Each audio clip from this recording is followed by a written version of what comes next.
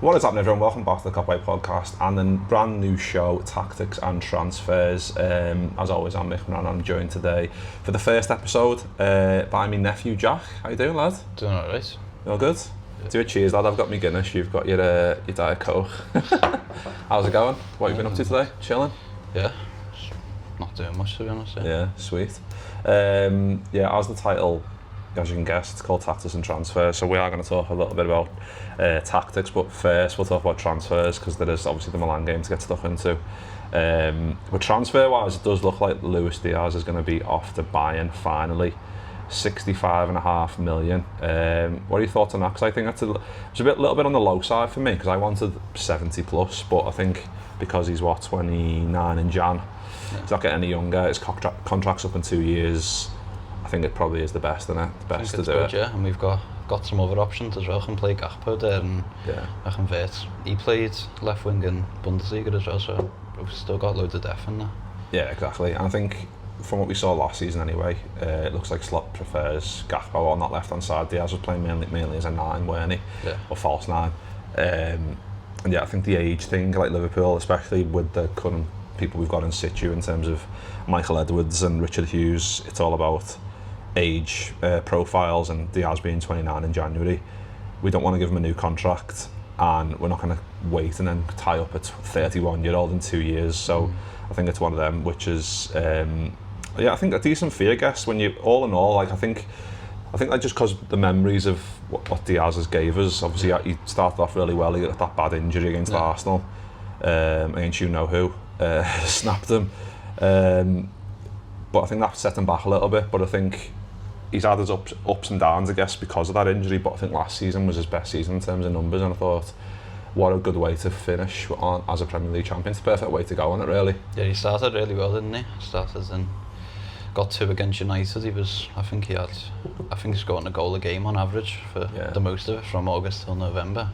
Yeah. And he played well up front as well. And he doesn't play up there, and did sound. Did well, didn't whenever he played, Yeah, I think just because of what he is, like good ball carrier, can get in the box, score goals and create stuff. I think it's just one of them. It's sad to go because people are saying online, like people are saying on Twitter, like the song, losing the song is a bit of a killer as well, because it is one that gets the atmosphere going in the stadium as well. So that's something that we're going to have to, the people who are making the songs, get your thinking caps on and get them sorted. But like we said, like Gakpo is probably going to be the guy on that left hand side. There's still doubts about whether Nunes is going to. Yeah, he didn't play in the last game. Slot didn't say that was because of transfer stuff. He said in the press conference that it was more injury related. But I've got no reason to not trust Slot at this point, because he asked if Diaz was unavailable because of transfer speculation, and he said yeah. So he would just say it was about Nunes if that was the case, wouldn't he? So it looks like he's going to be going as well, probably anyway. But the main fella's what we're waiting for is Alexander Isak. I don't know where the starting point is in terms of that. Probably 120 mil. So you're getting rid of Diaz for half that, and then you're bringing in Isak for double that, which is mad. But that's just today's market, isn't it? Today's footy is just crazy like that, isn't it? Yeah, we've still got loads of players that we could look to sell even if we want to go for Isak and need a bit of funds for it. We've got Elliot, who doesn't really fit in, could get a bit of money for him, and then loads of clubs are wanting Nunes anyway. We'll probably get a few like 40 to 50 million for him, so be alright. And then Isak 120. We're still alright with like PSR and all that. We've got like 400 million to spend until there's a problem, so we're sorted, and we've got loads of players in every position really, just looking for a new centre back, I reckon that's all we really need. Yeah, I think the Gomez going out, like he travelled back home, didn't he, before the Milan game, which was a bit of a sad one to see, because Gomez has had so many bad injuries, like been here for 10 years, but he should have played, like with him with no injury record, he would have been one of the best in the country easily. Still a boss player and still worth keeping around, I would say. But I think I agree, like probably do need like there's been links with Gahey, hasn't he? There's been links with other maybe centre halves that can play in that position, but yeah, I think I don't know what Slot's going to do, because we play against Milan. Well, let's talk about the Milan, because we'll talk about the lineup, because in the Milan game we had Gravenberch as centre half alongside Van Dijk first half, and then like we just said before we started recording, Gravenberch stayed on because he's the only probably one that we could play centre back, and then in the six as well. But I think Endo, we know Endo can play there because he's done it. Yeah. But it's more of like he's more of a stand-in, isn't he? Endo. It's not like a. Yeah. It's just worrying about those injuries. Like if someone picks up a knock, you wouldn't have someone in there who I get if we had a Gay there, you could come in and go right. Oh, Kanate's injured, Gay can come in. It's not like for like, because I think Kanate's a level above at this moment in time for me. But to have someone like Gay in and amongst that who's got loads of experience as well, I think would be good for us, wouldn't it? I reckon he could push Kanate as well to maybe get a starting spot. He's not that old yet, and he's got loads of potential and been called up for England and all, and that just shows how good he is, isn't it? Yeah, so there's plenty of links. I mean, if you spend your life on Twitter like I sometimes do, like there's just so many links, isn't there? Like there's links to every single person. But what were your thoughts on the Milan game then? We got beat 4-2. It's a bit of a mad game. I thought first half we were really bright. Like Rio Ngamoa is like, he's like, you don't want to overhype kids when they come in, because it's, I mean, what is he, like a year younger than you? Like it's just like, you start getting to the point where the players are younger than you and you start feeling really old. But the way he played in that first half, I just like to see Vert as well. Obviously I've been on holiday, so I haven't watched that many of the friendlies so far, but that was my first one I've watched the whole game of, and I've just thought Vert was just so lively in that 10 position, and Ngamoa is just, I just love that we're always looking for him as well. Like that's like something you see from a 25, 26 year old where you trust him, but like he's 16 and we're going, yeah lad, run at that right back and see what you can do, and he just does it.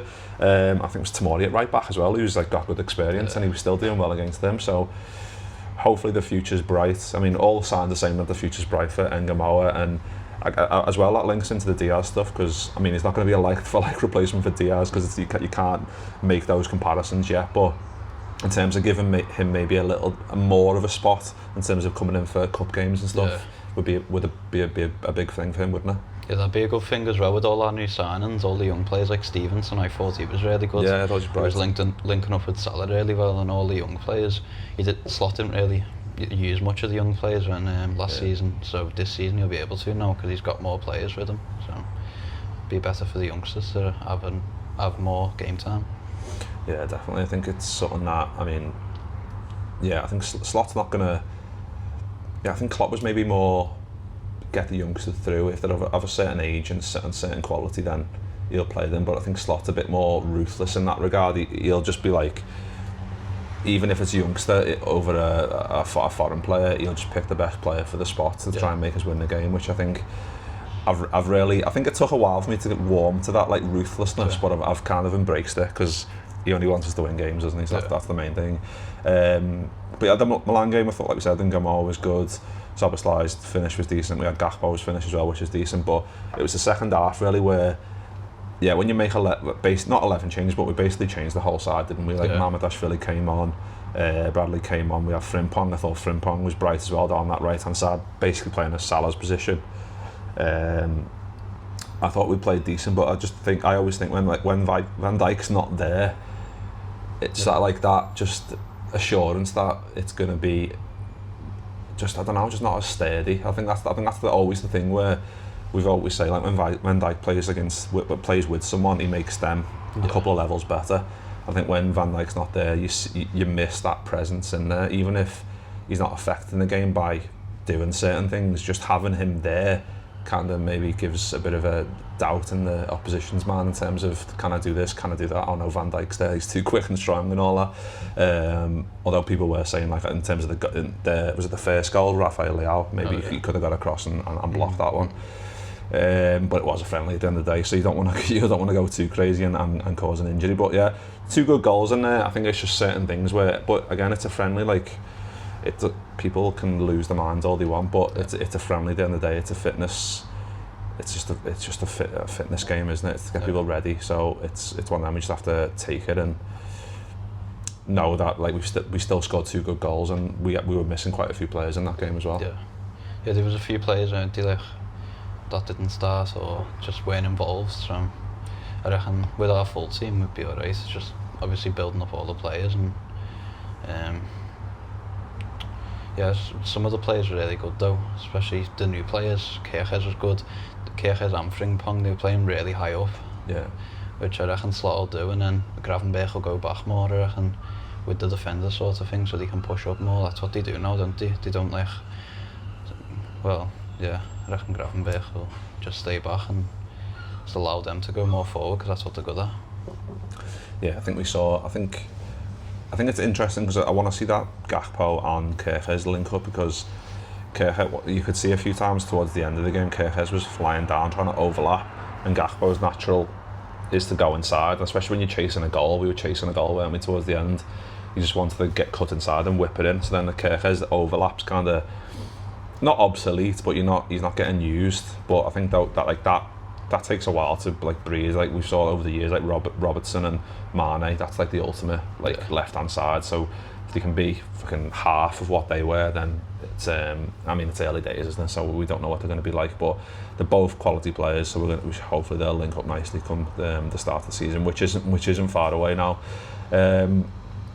Yeah, and in terms of other games, then we've got Yokohama FM on Wednesday morning because we're in Japan at the minute.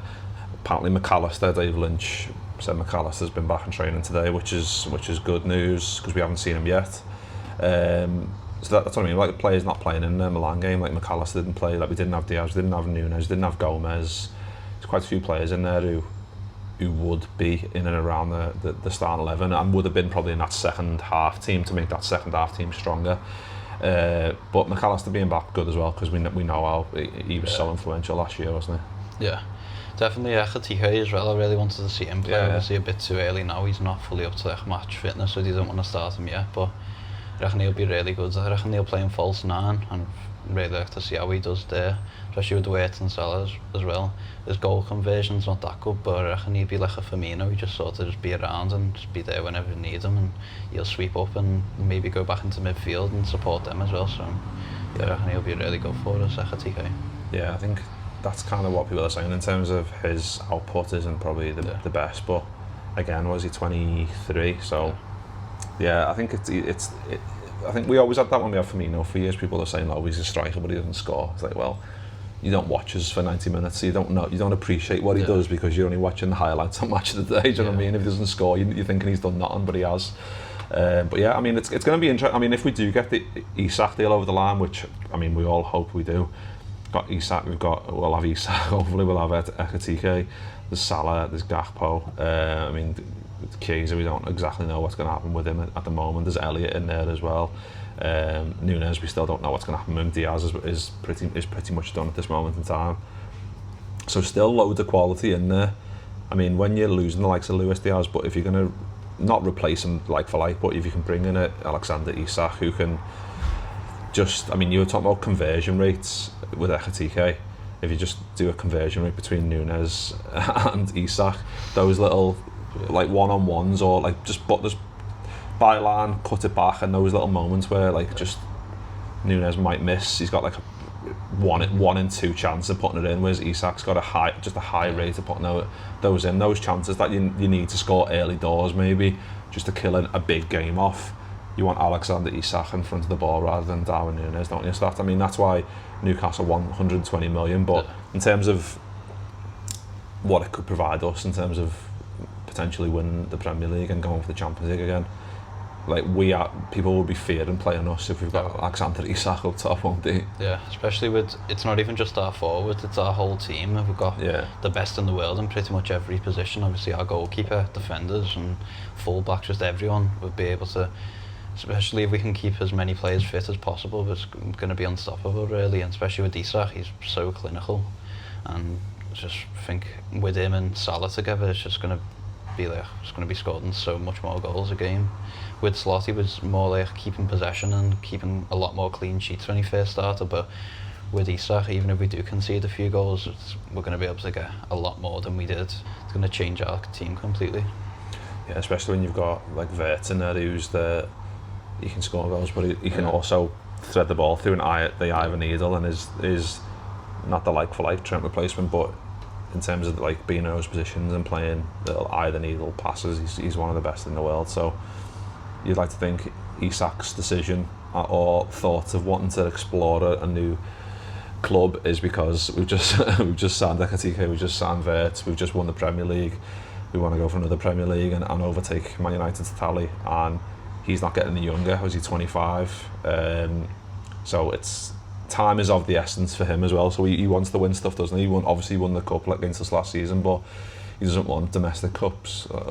He wants Premier Leagues. He wants Champions League. So yeah, I mean, I feel a little bit bad about Newcastle because we've been there like over the years, like with like Suarez and Torres and Alonso, Mascherano, where the bigger brother just comes along and just like takes your best player, and you have to just like go, fuck's sake, like, you just have to accept it. But so I do feel for them in that regard, but I'm loving that we're at this point in time where we can just go, well, we're the best team in the league and we want probably the best player and best striker in the league, and we're going to have him. I just love that, like, not the audacity, but like just acting like a club, that the best club in the country, like we should be.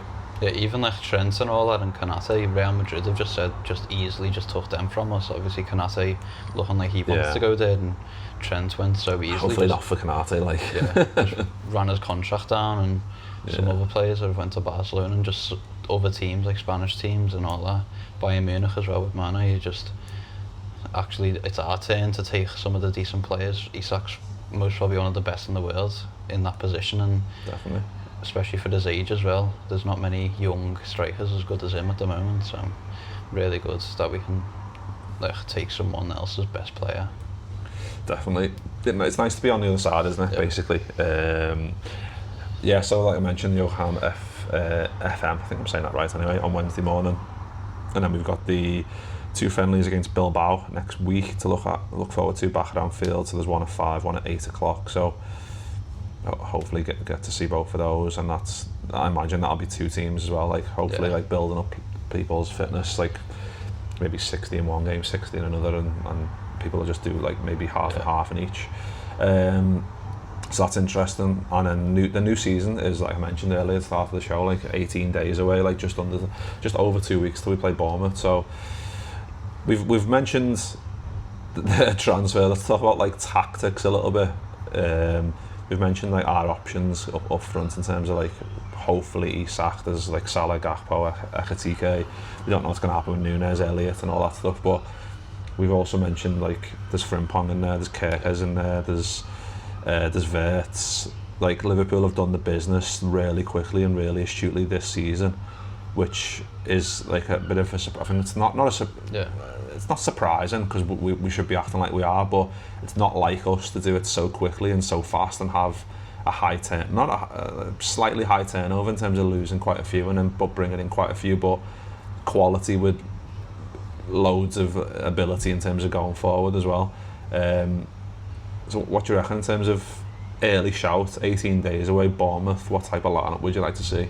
Definitely like to see a Ekitike start. I'd love to see Wirtz playing alongside most probably McAllister and Gravenberch, of course Salah, and I'm not sure who I'd like to see on the left, most likely Gakpo, and I'd love to see the new full-back start, both of them, and obviously Van Dijk and Konate. I think that would be a perfect lineup.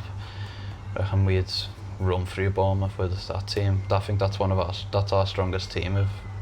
Unless we get Isak, then we play him up front, but that's definitely our strongest. And Bournemouth, they've lost a lot of players this summer as well, some to us, and I reckon they're really going to struggle this season, so it would be a really good first game to start off with.